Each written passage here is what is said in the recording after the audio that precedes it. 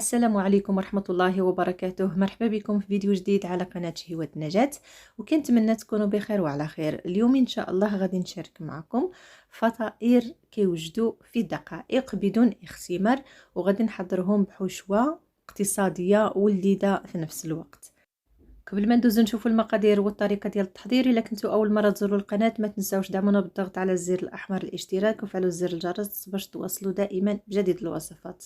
نخليكم مع المقادير والطريقه وفرجه ممتعه.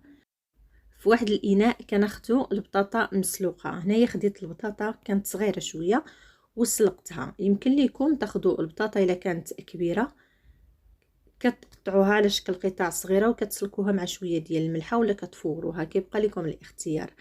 كنمعسوها مزيان ومن بعد كنزيد عليها التوابل.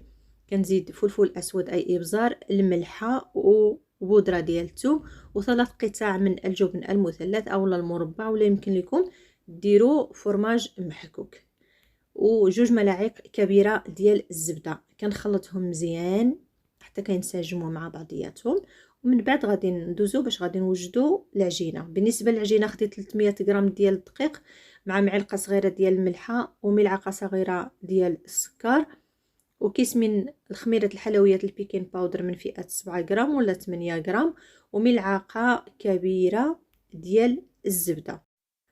ومن بعد ما خلطت المكونات مع الدقيق غير شويه، ومن بعد غادي نبدا نجمع بالحليب. بالنسبه للحليب ما يكونش دافئ وما يكونش سخون، يكون بدرجه حراره الغرفه.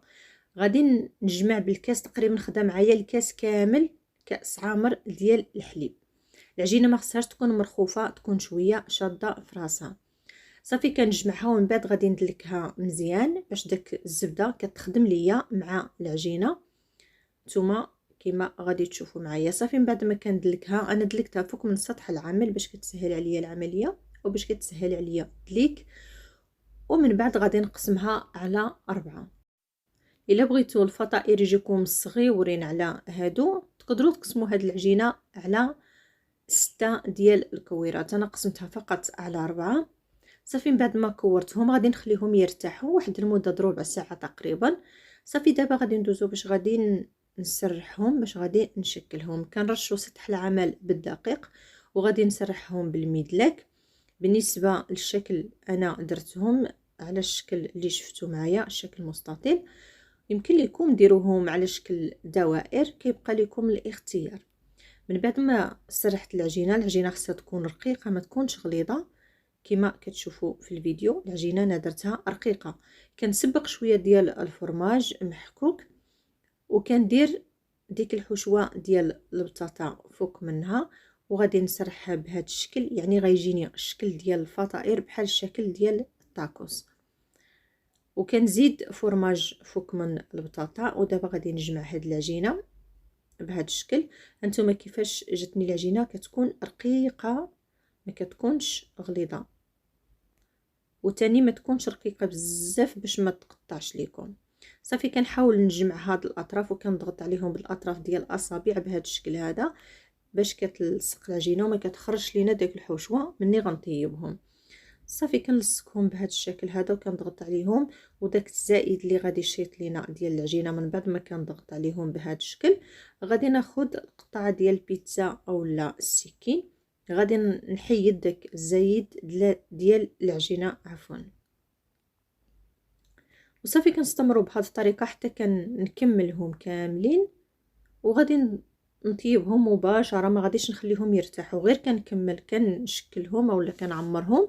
صافي كنبدا نطيب فيهم مباشره. كناخذ واحد المقله، من افضل تكون المقله شويه ثقيله باش كيطيبوا على خاطرهم. انا درت عافيه مهيله اولا شويه فوق من المهيله، ما تكونش مهيله بزاف. صافي كندهن المقله بالزيت كما شفتوا معايا وكنحط فيهم هاد الفطائر وكنخليهم يتحمروا على خاطرهم، وكندهنهم من الفوق بالزيت باش كيعطيونا داك اللون اللي كتشوفوا في الفيديو. صافي كنستمر بهذه الطريقه حتى كنكمل كنطيبهم كاملين، ومن بعد غادي نتلاقاو باش غادي نشوفوهم في الشكل ديالهم النهائي. وهذا هو الشكل ديالهم النهائي من بعد ما طيبتهم. دهنتهم من الفوق بشويه ديال الزبده ورشيت فوق منهم البقدونس اولا المعدنوس. نتوما غادي نقطع معكم وحده باش تشوفوها كيفاش كتجي من الداخل. صراحه كيجيو لذاذ بزاف، واخا فيهم غير البطاطا والفرماج لكن كيجيو لذاذ بزاف. هانتوما كيفاش كيجيو رطبين وكيجيو معلكين. وكنتمنى الفيديو ديال اليوم ينال الاعجاب ديالكم. الا عجبكم الفيديو ما تنساوش ديروا جيم الفيديو، بارطاجيوه مع الاهل والاصدقاء، وكنشكركم على المتابعه ديالكم والتشجيعات ديالكم. الى فيديو جديد ووصفه جديده ان شاء الله.